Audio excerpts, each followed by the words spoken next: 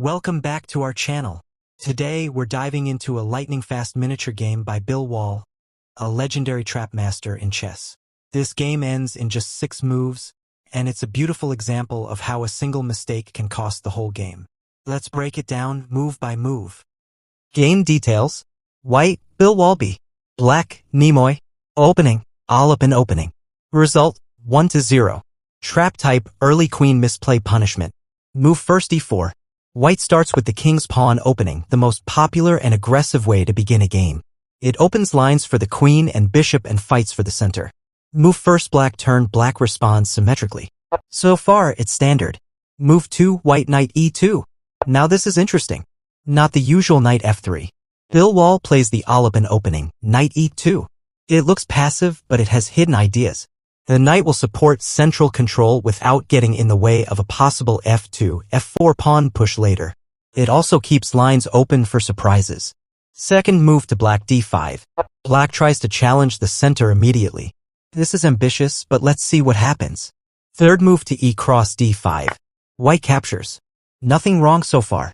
White's goal is to break the center open and see how black responds. Third move to black queen cross d5. This is already a bit suspicious. Black recaptures with the queen, bringing her out too early. This violates the basic opening principle, don't bring your queen out early because she becomes a target. Fourth move to knight bc3. Classic response. White develops a knight with tempo. The knight hits the queen, forcing her to move again. This is how you gain time while developing. Fourth move to queen c6. Black retreats, but again, the queen is placed in a vulnerable spot, still exposed and easily targeted. Instead of developing other pieces, black wastes time moving the queen around. Fifth move to white to knight g3.